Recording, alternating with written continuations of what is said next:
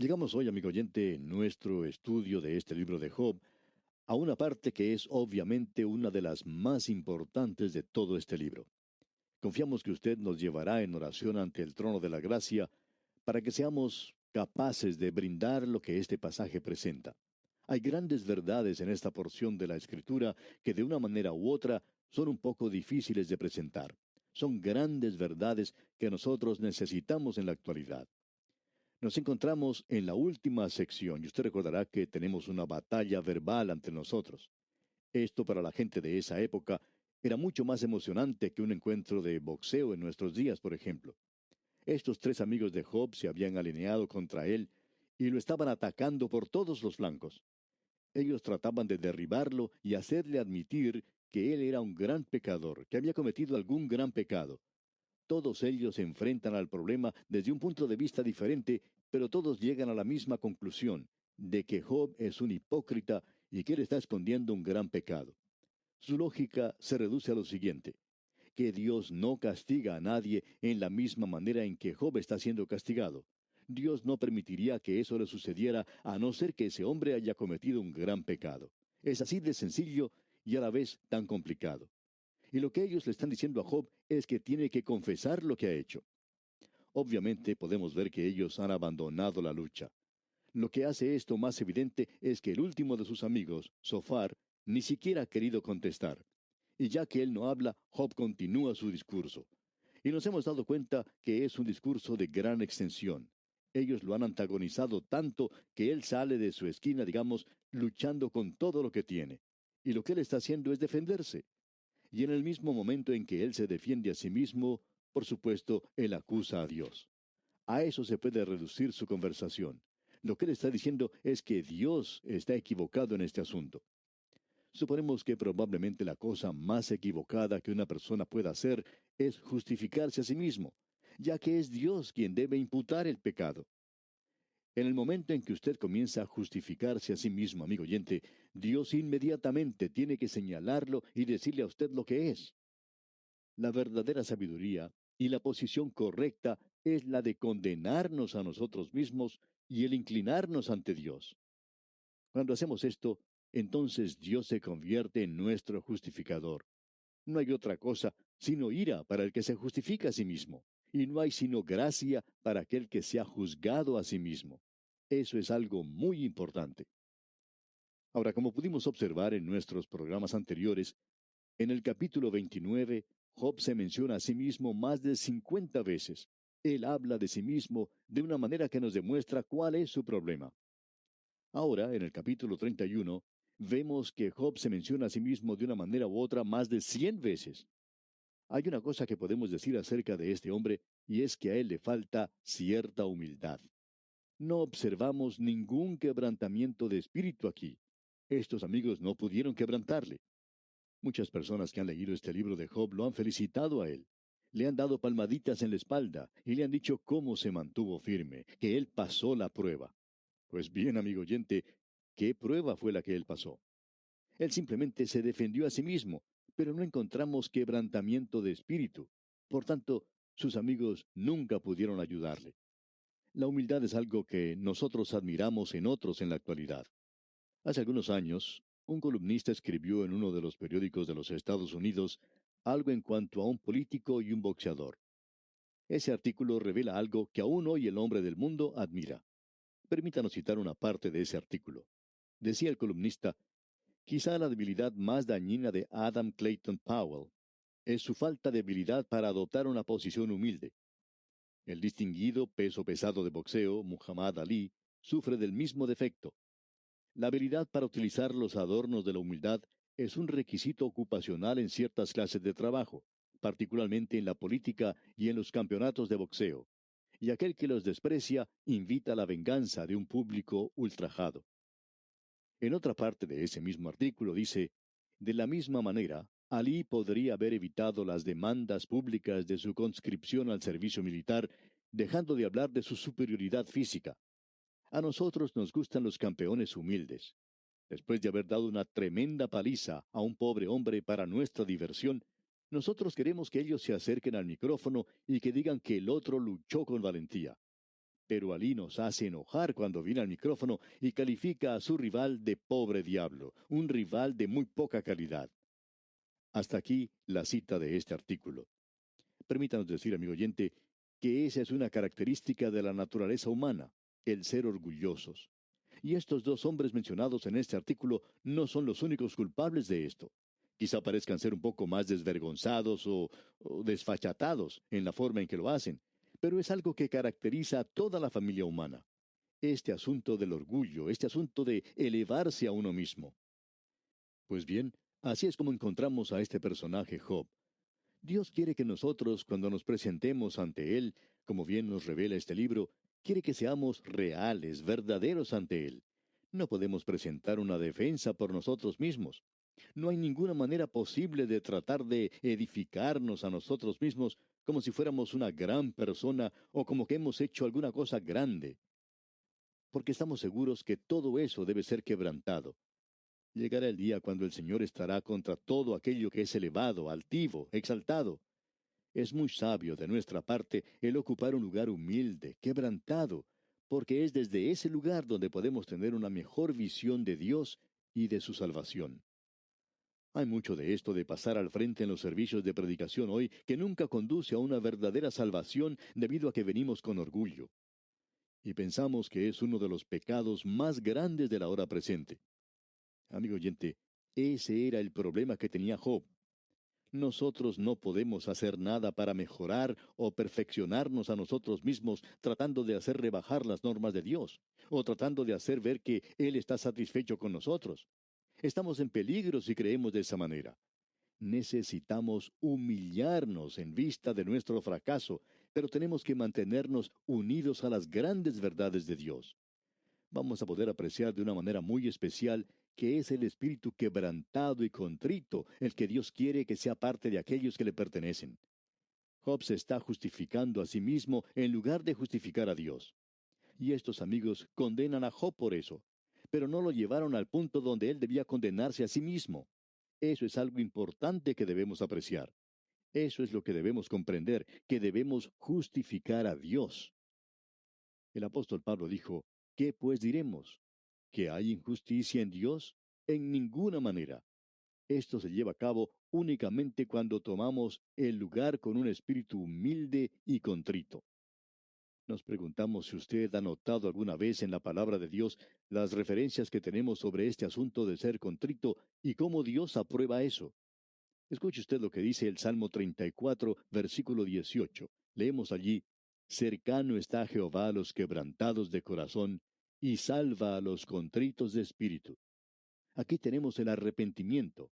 Este es un arrepentimiento verdadero, y es cuando uno, usted y yo, nos ponemos en esa posición. Necesitamos reconocer como David reconoció en ese gran salmo cuando él hizo su confesión.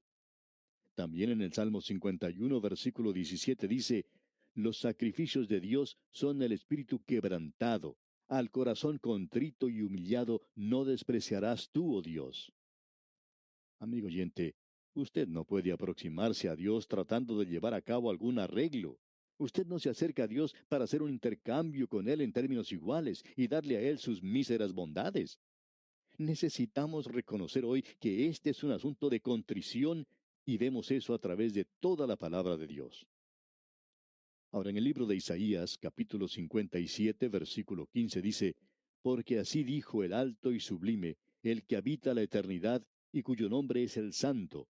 Yo habito en la altura de la santidad y con el quebrantado y humilde de espíritu, para hacer vivir el espíritu de los humildes y para vivificar el corazón de los quebrantados. Este asunto de ser humilde y contrito no es solo problema para el que está en la política o el boxeador. Es un problema hoy para aquellos que están en el servicio del Señor y para los creyentes en Cristo. Creemos que es correcto decir que el egoísmo y el engreimiento son más detestables cuando aparecen en el servicio del Señor Jesucristo, quien se humilló a sí mismo y fue manso y humilde de corazón.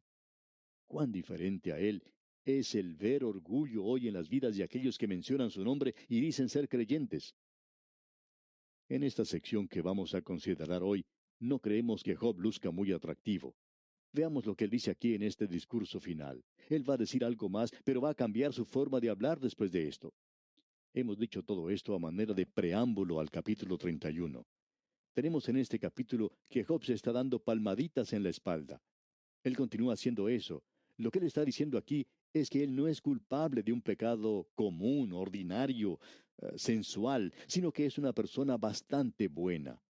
Notemos pues lo que dice aquí en el versículo 1 de este capítulo 31. Hice pacto con mis ojos. ¿Cómo pues había yo de mirar a una virgen? Él explica con claridad que él vivía una vida limpia. Él no andaba por allí acosando a las mujeres, no era culpable de eso. Y continúa en los versículos 2 y 3 de este capítulo 31, porque ¿qué galardón me daría de arriba Dios? ¿Y qué heredad del Omnipotente desde las alturas? ¿No hay quebrantamiento para el impío y extrañamiento para los que hacen iniquidad? Él está señalando a aquellos que hacen estas cosas. Él dice que ellos deben ser juzgados. Pero él aquí está en juicio y él no puede comprender por qué le puede llegar a él, siendo que es una persona tan maravillosa, según él. Él está a punto de romperse el brazo de tanto darse palmadas en la espalda. Notemos lo que dicen los versículos 4 al 6 ahora. ¿No ve él mis caminos y cuenta todos mis pasos? Si anduve con mentira, y si mi pie se apresuró a engaño, péseme Dios en balanzas de justicia, y conocerá mi integridad. O sea que él está jactándose de su integridad. Pues bien, él va a llegar a la presencia de Dios antes que finalice este libro, y va a poder apreciarse entonces a sí mismo, y cuando se vea a sí mismo, él no verá mucha integridad allí. Escuchemos ahora lo que dicen los versículos 7 y 8 de este capítulo 31 de Job. Si mis pasos se apartaron del camino, si mi corazón se fue tras mis ojos, y si algo se pegó a mis manos, siembre yo y otro coma, y sea arrancada mi siembra. Job está diciendo, si yo hubiera vivido como viven los demás, pero yo no he vivido en pecado. Y sin embargo, tenemos aquí a este hombre tan orgulloso como el que más. Prosigamos ahora con los versículos 9 y 10. Si fue mi corazón engañado acerca de mujer, y si estuve acechando a la puerta de mi prójimo, muela para otro mi mujer, y sobre ella otros se encorven. En otras palabras, Job dice, si yo he sido o he hecho eso, entonces que se lleven a mi esposa si he sido infiel y falso. Pensamos que todas las cosas que Job está diciendo aquí sobre sí mismo son correctas, son ciertas. Sin embargo, él tiene un lado ciego, y es que las cosas que sus amigos han dicho le han llevado a defenderse a sí mismo y ahora él no puede detenerse. Él tiene que jactarse de lo que es. Hay algunos creyentes que son igual que él en la actualidad. Y pensamos nosotros que el ver a un hijo de Dios jactándose y viviendo en orgullo ante los demás es tan malo como si usted, amigo oyente, tomara un revólver y matara a alguien. Yo pienso que es mucho peor que si usted fuera y se emborrachara. Eso es lo que pensamos del orgullo entre los creyentes. Esa es una de las cosas que hacen de nuestras iglesias lugares que están fríos en la actualidad. Usted puede observar algunos sentados allí, bueno, que piensan que son tan buenos, tan justos. Amigo oyente, si usted está en Cristo, es salvo. Pero si usted es de una de estas personas, entonces su vida no llega a alcanzar las normas que Dios ha establecido. Observemos ahora algunos puntos sobresalientes de este capítulo 31, versículo 13. Si hubiera tenido en poco el derecho de mi siervo y de mi sierva cuando ellos contendían conmigo, en otras palabras, yo era un capitalista, dice Job, y trataba bien a los obreros. Ahora, no hay muchos que puedan decir eso, amigo oyente. Y por supuesto, en el día de hoy han cambiado las cosas y los del frente laboral no son muy buenos con aquellos como nosotros, que somos los consumidores tampoco. Pero lo que queremos destacar aquí es que Job podía decir que él había sido considerado con los demás. Ahora, en el versículo 16 dice, si estorbé el contento de los pobres e hice desfallecer los ojos de la viuda, él dice, yo he hecho esto. Él se está jactando mucho, ¿no le parece? Y continúa en el versículo 19, si he visto que pereciera alguno sin vestido y al menesteroso sin abrigo. ¿Ve usted? Él ayudó al pobre. Job tenía un programa para ayudar a los pobres mucho antes que nadie hubiera pensado en un programa de esa naturaleza. Ahora pasemos al versículo 21. Si alcé contra el huérfano mi mano, aunque viese que me ayudaran en la puerta, él cuidaba a los huérfanos. Y ahora él vuelve a recorrer el mismo terreno que había recorrido antes. Él se está jactando de las cosas que había hecho. Pensamos que él ha hecho estas cosas, pero él está enorgullecido, y ahora que él está teniendo estos problemas, lo que él está diciendo es que Dios estaba equivocado, que Dios es injusto al tratarlo a él de esa manera. Y hay muchos creyentes que están diciendo eso en la actualidad. Amigo oyente, si usted y yo nos pusiéramos en el lugar donde pudiéramos alabar el nombre de Dios sobre todo lo demás, y nos viéramos a nosotros mismos en el polvo y tomáramos el lugar que allí nos corresponde. Escuchamos ahora lo que dice Job en el versículo 29 de este capítulo 31. Si me alegré en el quebrantamiento del que me aborrecía, y me regocijé cuando le halló el mal. Él dice, yo no me regocijé cuando mi enemigo tropezó y tenía problemas. Y luego en los versículos 32 y 33 dice, el forastero no pasaba fuera la noche, mis puertas abría al caminante. Si encubrí como hombre mis transgresiones, escondiendo en mi seno mi iniquidad. Él dice, bueno, ya he presentado todo. Él ha confesado todo con la excepción de una cosa, y esa cosa es su orgullo. Por tanto, no ha confesado nada. Pasemos ahora a los versículos 35 y 36 y leamos. ¿Quién me diera, quién me oyese? He aquí mi confianza es que el Omnipotente testificará por mí, aunque mi adversario me forme proceso. Ciertamente yo lo llevaría sobre mi hombro y me lo ceñiría como una corona. Lo que Job está diciendo es esto. Yo permito que mi enemigo escriba lo que él piensa de mí. Luego lo coloco alrededor de mi cuello como una corbata y caminaría de un lado para otro de la calle diciendo, miren, miren amigos, esto es lo que mi enemigo tiene que decir acerca de mí, y aún él puede alabarme. Pues bien, amigo oyente, decimos que Job se está jactando y que lo hace a lo grande. Ahora sus tres amigos abandonan la lucha. En el primer versículo del capítulo 32 dice, cesaron estos tres varones de responder a Job, por cuanto él era justo a sus propios ojos. Y eso por supuesto es verdad, él era justo a sus propios ojos, pero él no era justo ante Dios, y eso lo veremos más adelante. Todo esto tuvo lugar ante una gran multitud que se había reunido alrededor de ese basural donde se encontraba Job, porque esto era algo emocionante para la gente de esa época. Ahora sus tres amigos han finalizado sus discursos. Ellos simplemente se desvanecen en la distancia. En el fondo podríamos decir que Job había ganado, pero él no ha triunfado. Ahora entre la gente allí reunida se encontraba un hombre joven, y hasta ahora él no ha abierto su boca. Y eso es algo fuera de lo común, que un joven se mantenga callado en la forma en que éste aquí lo hizo. Pero este es un joven muy inteligente y ahora él toma la palabra. Él ya no puede mantenerse callado más tiempo. Su nombre es Eliú y significa Dios mismo.